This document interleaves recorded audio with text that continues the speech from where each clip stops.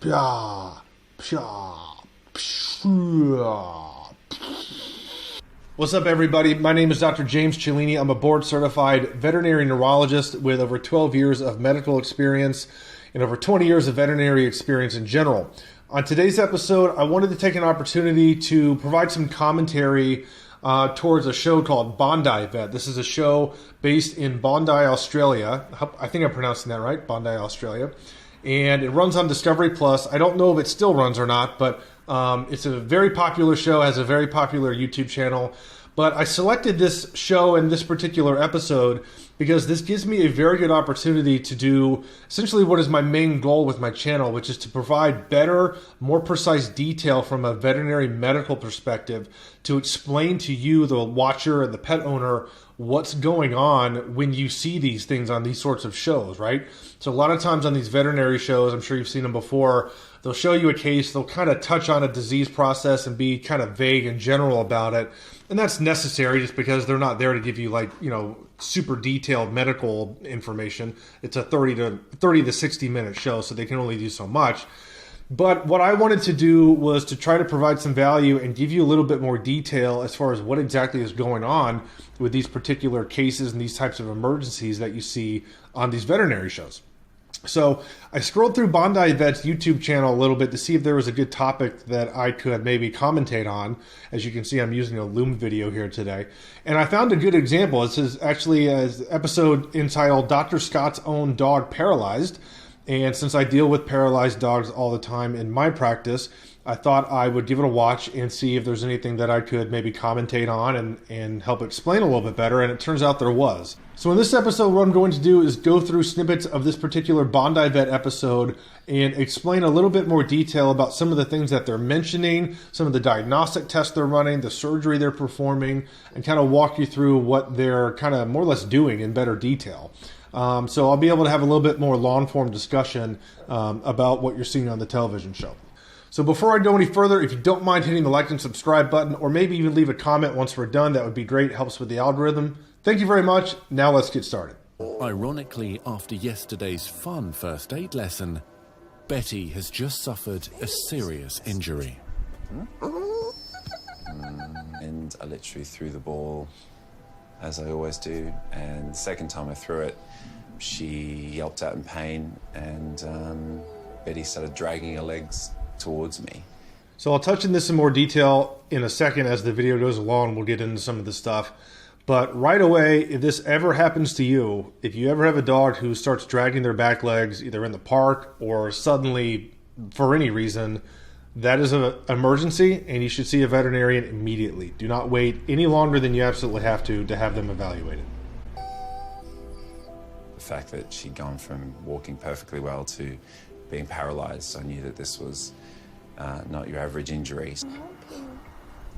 There's nothing on this right side at all. Nothing, is there? She's not trying on that side at all. No. It's all right.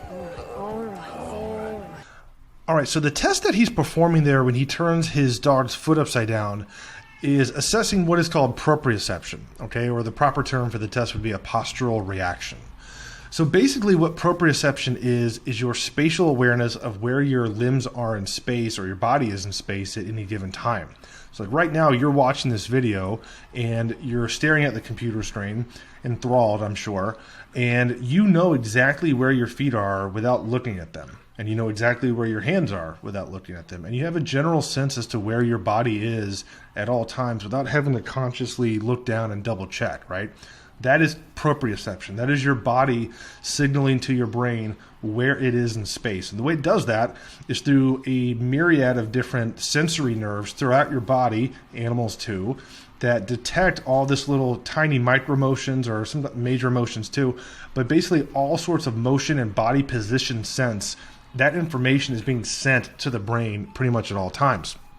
So the way we assess whether or not the system is working is to do really simple stuff like, for instance, turn a dog or cat's foot upside down and see if they replace it normally.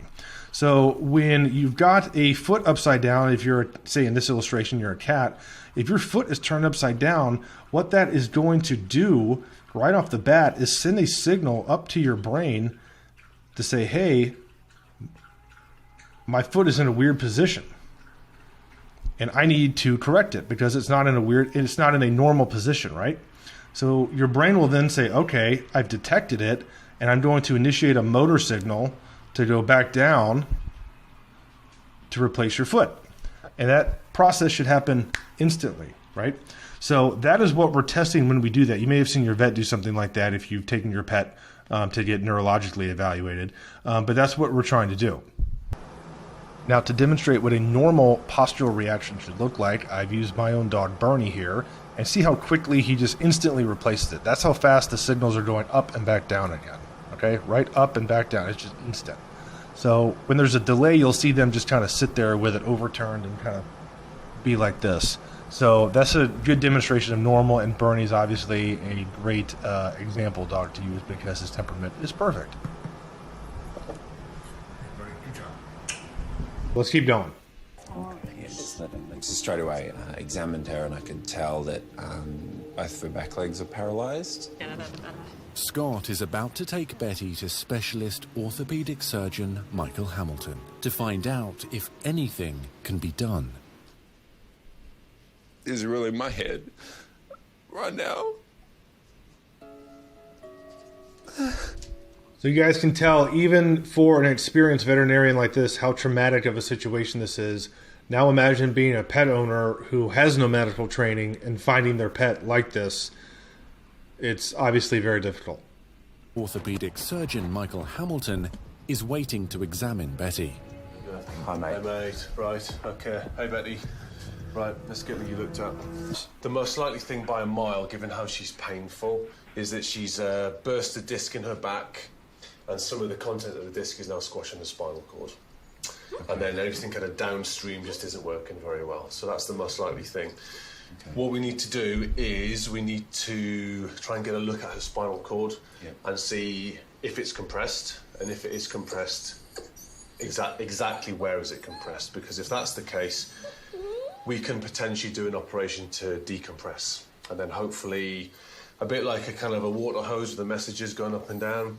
You put your foot in the hose, the messages don't work. You take your foot off the hose, and the messages hopefully start again. We just got to get a move on, see if she's got compression or not, and if she does, decompress surgically. Okay. All right then, honey. All right, so he just mentioned a lot of stuff there, so let's go through kind of what he is talking about. So the thing he mentioned there was spinal cord compression, and that he suspects a disc herniation by a pretty long shot, and I totally agree with that. Whenever you see a dog with a sudden onset of paralysis and back pain, the most likely thing is a disc herniation, I would say 9 times out of 10. Like, it's super common in dogs. The reason dogs get disc herniations so commonly usually is a genetic problem. So dogs have genetics that basically create cartilage defects, and since their discs are made out of pure cartilage, they're genetically predisposed to this. Many dog breeds are. Like, your classics are going to be French Bulldogs and Dachshunds, Beagles, dogs like that, but there's dozens of others, and in theory, any dog could herniate a disc at any time. This is something that we see very commonly, almost on a daily basis in veterinary medicine, at least in busy neuro practices and general practices. So when we're talking about a disc herniation, here's a diagram that's going to very crudely but very, accurately show you what a disc herniation is. So if we look at the spinal cord in the cross section, you've got the spinal cord right there, and then you've got the bone surrounding it. That's the vertebrae, right? And then the disc is going to live under the spinal cord, in between the vertebrae. It acts as like a shock absorber. So this would be normal on the left. Over here in the middle is going to represent the disc herniating its contents, its middle part. A hernia is where a tissue ruptures from one space to another. So like a sports hernia, for instance, but think of a hernia here underneath the spinal cord. So a disc is going to herniate its contents through itself and then push on the spinal cord. And it's going to cause that physical compression. You can see right here, this is a pretty mild one, but you can see how much the spinal cord would be compressed right here. So this is what he's talking about when he means physical compression. He means a disc has herniated out and is compressing the spinal cord. And what he needs to do is to do a diagnostic test, get an image of Betty's spine to try to determine where the compression is so that he knows where to go in surgically and relieve it. So I hope that makes sense. Basically what we're looking for when we see paralyzed dogs is spinal cord compression, Spinal cord compression is due to a disc herniation most of the time in these sorts of scenarios. And this is what a disc herniation looks like in terms of like a diagram to help you kind of visualize it in your mind. So thank you, Dr. Powers at Mission Vet. This is a good diagram I found on Google. So what we're going to do, we're going to get her asleep, take some x-rays, then we're going to inject some of this stuff. This is a contrast agent into the space around her spinal cord where the spinal fluid sits.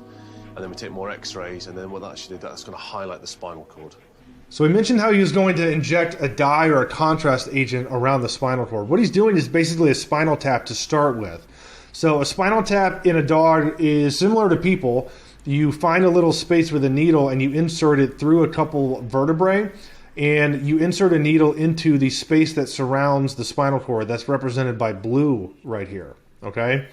So all this blue represents what's called the subarachnoid space, and that is where the CSF lives, the fluid that surrounds the spinal cord and the brain, okay? So when you insert a needle, put a needle in through the top there, picture that being a needle, that is going to allow you to access that space with a needle. And then you inject a dye into that space, and that's going to then surround the spinal cord and kind of coat it and highlight it on an x-ray. The material you're injecting shows up as like bright white on an x-ray. So as a point of comparison, on the top is an x-ray of a dog's spine, just a plain x-ray where you see the vertebrae there, and then you can't see the discs in between the vertebrae, those dark spaces. And then you've got the canal where the spinal cord lives, but you can't see the spinal cord. You just see the space. See it running through there? There's a little tube. But if you do a myelogram, you see the needle right here at the very edge is inserted into the space that surrounds the spinal cord and is injected a dye. And you see the dye is now highlighting the spinal cord. So it tells you this is a normal myelogram, and it tells you where the spinal cord is. And if anything's compressing the spinal cord, it's going to black this out. So you're going to see no dye. And you'll see what that looks like in just a second. She's in a lot of pain. It's getting worse. And so, if we do nothing, there's going to come a point whereby she can't even feel her feet. And then the prognosis gets worse. So, time's kind of of the essence. So what he mentioned there is extremely important, probably the most important thing. So he mentioned how if he waits any longer to do this test or do a surgery for her to help her, she may lose feeling to her feet. And that is the most important thing to have to determine your prognosis recovering from a disc herniation and a surgery for a disc herniation. So what are we talking about when we talk about losing feeling to her feet? We're talking about something called nociception, okay? Nociception is basically defined as pain. If you want to think about it that way, it's an unpleasant stimulus. It can be blunt trauma, it can be thermal trauma, electrical trauma, all these different things that hurt, basically, the sensation of pain that we get from, either getting injured or anything else. That is delivered to our brain to tell us that, and that sensory modality is called nociception, okay? So the reason it's so important that a dog has nociception or feeling to their back legs is because if a dog has feeling to their back legs, their prognosis in recovering from a disc herniation with surgery is generally quite good. It's about an 80% chance of getting better. If a dog does not have feeling to their back legs, then the prognosis, even with surgery, is about a 50-50 or worse proposition, depending on how long they've been in that state, okay? So the difference between a coin flip, 50-50, versus like an 80-85% chance of recovery is actually quite drastic. If you play poker, it's like the difference between having aces versus having two random cards and going all in and betting all your money. So we know that that's true in regards to nociception and recovery, but the reason that's so important is because the pathways that carry a painful stimulus in your spinal cord, they're located deeper within your spinal cord than, say, the ones that control your movements and your coordination. So if you have a disc that is basically, let's say a disc herniated here and it's compressing all of this spinal cord area right here, right where I've outlined. If you have a disc that's just like right here, you're going to knock out maybe like the stuff on the outside of the spinal cord, which controls your coordination, some of your finer movements, your postural reactions like what I showed earlier. But now if you start involving deeper tissues of the spinal cord, you start involving these tracts. And that just means that if we've now involved the nociception pathway, that red dot, we're involving more spinal cord tissue with this injury, and more of the spinal cord is getting hurt. So when we get this deep, that becomes a harder scenario for the spinal cord to recover from overall, right? So that's why it's so important. If you have nociception, it means that these pathways are working and this part of the spinal cord is intact and still doing something. Versus if you don't have nociception, then it could mean that this part, or maybe even something like, I don't know, this, where like the entire bottom half of the spinal cord is just laid waste to by this injury. So that's why it's so important, and that's the most important thing to look for when you're evaluating dogs with paralysis or close to paralysis. Thought I was gonna lose her. I was stripped of all control, and I had to put my faith in someone else. It really did clarify just how much she means to me. So there it is, mate. If you look at the fluid underneath, just here, okay, this is all good, but you just kind of lose it around the. All right, so let me highlight for you guys what exactly he's talking about here. So this is a myelogram, just like what I showed you a second ago, right? So we've got, let me draw, I'll do some yellow. I think yellow would look good. So let's track, you got the contrast on the top and the contrast on the bottom. And you see how it's flowing through pretty easily there? So if we follow, so let's say like right here, right? You got the white line goes on the top, and then the white line here, it kind of disappears there, but then it comes back like right away. So that's not a huge deal. That's not where your problem's going to be. Here though, if we follow the white line, it kind of stops right there, and then it comes back right here. See how there's a gap right there? I'll draw it again. White line, stop, and then it comes back. So there's a gap right here. And on the bottom, the white line goes to about right there, and then it doesn't come back until about right here too. So you've got an area of real estate from about here to here. And everything in between, there's no contrast, right? Now, in the middle of this is this disc. So that's probably your disc. That's probably the one that's going to need surgery because this is the central area of that compressed region, okay? So I'll say it again. So the line, the contrast line goes to here, and then it picks up again here.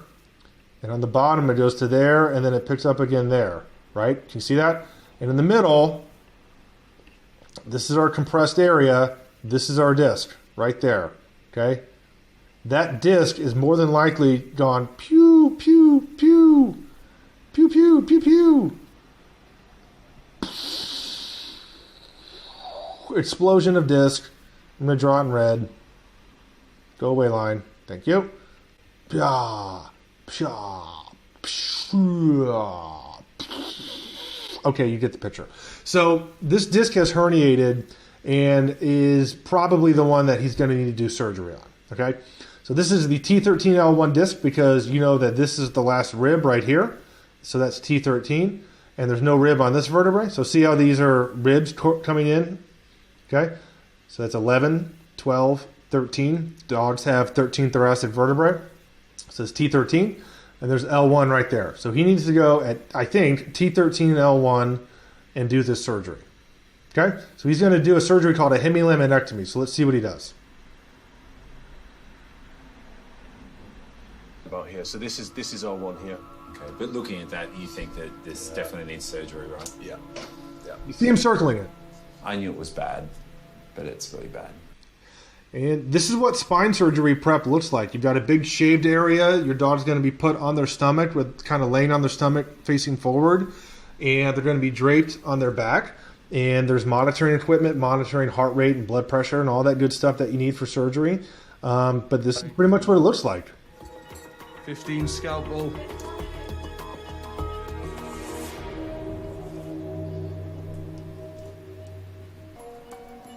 Right, so there's a rib in there somewhere. With all of Scott's family and friends waiting and hoping, surgery begins on Betty's compressed spinal cord.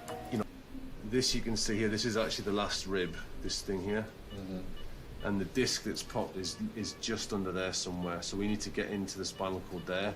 The surgery that Michael's about to do is basically called a Hemi Laminectomy. It's removing part of the spinal column, the bony parts, to relieve pressure within. How are you going, Michael? Yeah, good.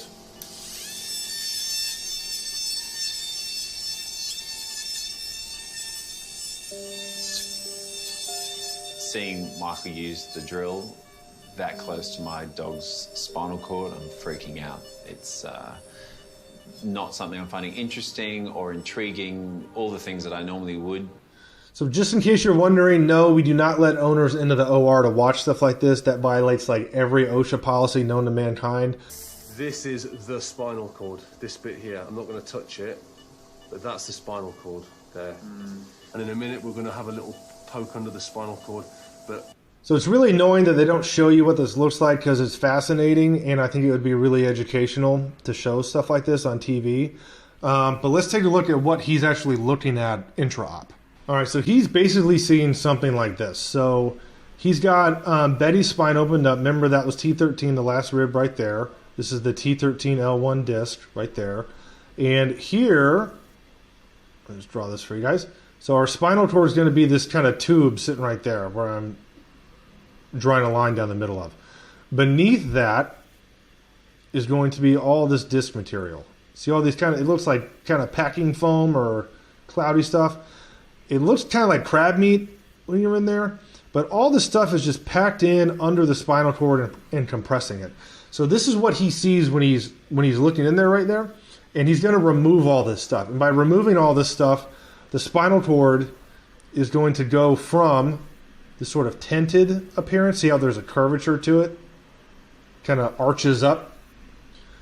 But what's going to happen afterwards is that the spinal cord is going to be laying flat. And it's going to be looking something like this. Nice and flat and decompressed. So that's what you want at the end of the surgery for this to look like. Jesus, so much of it. Removing this amount This is of good news. stuff This is good news. is good, right? In many ways, yeah, because that lot amount of stuff that removed Yeah. reduces huge amounts of pressure on Yes. my dog's spine. yes. I don't know if I should feel relief yet. So the reason he's saying that this is a good thing when he got out that chunk of disc material is because he wants to be able to remove compressive material. By doing that, you're actually helping the dog. You're giving the dog every chance they possibly can have to get better. If he were to go in there and say, oh, I don't see anything, there's nothing to take out, that's a really bad sign because it means either A, he's in the wrong spot and the myelogram is wrong, or he maybe made a mistake and approached the wrong area and he needs to look and recheck his anatomy, and that's just really stressful and really time consuming to do, and it extends the surgery time. Or B, it means that there's more swelling and bruising to the spinal cord than there is physical compression. And that's a really, really bad thing to have happen because, again, you can't do anything about that. It means you've gone in surgically to decompress the spinal cord, but there's nothing to decompress. So you basically did this for no reason, more or less. So that's a really bad spot. But fortunately for Betty, there was a ton of disc material, it sounds like, in there, and he was able to remove it, and he could see the spinal cord decompress. So that's a really, really good thing. It means he did everything we could. We've decompressed quickly and we've decompressed a lot. So, her prognosis is actually quite good. She's got kind of an 85% chance of recovery. I don't want to jinx things, but I think she's going to do great. So when we talked about their prognosis being 80 to 85% and being good overall, what we mean is the return of ambulation or the ability to walk. Dogs could very easily have long-term either incoordination or some kind of like altered gait, even in a full recovery. But if they're able to walk, then that is considered a full recovery because dogs still can lead a very good and normal, essentially, quality of life, even if their gait is a little bit altered. Here we go. Ooh, she's so good. Such a brave girl. You can tell he's very dedicated to Betty. Lay down, lay down. There definitely is something there. There's some sort of deep pain sensitivity there for sure. We're not getting any reaction at the moment from the knuckle test. So what she's referring to is the fact that Betty seems to have sensation, but the knuckle test or that sort of test is still absent. That's fine. She's right after surgery, and all you're really looking for the first few days after surgery is just that they maintain sensation. It's going to take longer than just a couple of days for them to start gaining more and more movement back. Usually it takes about 2 to 6 weeks, somewhere there. So this is fine. And then the other thing that we're doing here is physical therapy, which we almost always recommend some form of light rehab, like range of motion or massage, like Dr. Scott's wife is doing here. That always helps kind of stimulate the muscles, keep the blood flowing to the muscles, and keep them from becoming rigid and contracted while we wait on them to recover. So this is all pretty standard and pretty much by the book, and that's what you should be doing after something like this if it happens to your pet. Yeah, same place, same time, Bubba. Come on. Been 6 days since Betty. So you see her tail wagging. A tail wag is oftentimes the first thing that comes back when dogs are on the road to recovery. So the tail, for whatever reason, it's able to move easier than their back legs are. And so you see her tail wagging right here as he's bringing her in. So she's obviously excited. She's seeing everybody, and her tail's wagging. So that's a conscious movement that she's doing. It's not just a reflex. So she's wagging her tail. That's voluntary movement. So that's a really good sign. And when they do that, they almost always continue to improve from that point going forward. His spinal surgery. And at last, there's positive signs. Oh my word. Tail wagging? I know, she's even wagging her tail. There you go, Betty. Oh, she's going to do great. 1 Right. week later. That's it. Nice 1 week later. Clever girl. Hey, Clever girl. Betty. Good girl. This little Walking, stinker. honey. Well done. Well done. Ah, Betty. Well done. Good girl. It was an incredibly Doing great. special moment when I knew Betty was back. Come, Betty. Someone, my eldest daughter, called her and Look she at her. actually stood up and walked to her. Aw. And we're just so grateful for that. So guys, I'll stop it right there. As you can see, Betty has made a almost full recovery. I mean, if she's gotten this far within a week or two, she's going to keep getting better within the next few weeks. And so, you know, she's doing absolutely phenomenal given where she started. This is a really nice example of a paralyzed dog getting the timely and proper treatment that they need, and reaping the benefits of that timeliness and getting a really good prognosis out of it and recovery. So I hope you enjoyed that. I hope I was able to elucidate some of the finer details of some of the diagnostic tests and some of the physiologic stuff going on with cases like this, and explain to you, the pet owner and the watcher, what's going on here. So I'll leave you guys with that today. If you don't mind hitting the like and subscribe button before you go, or maybe leave a comment, that'd be great. And I hope to see you next time. Thank you.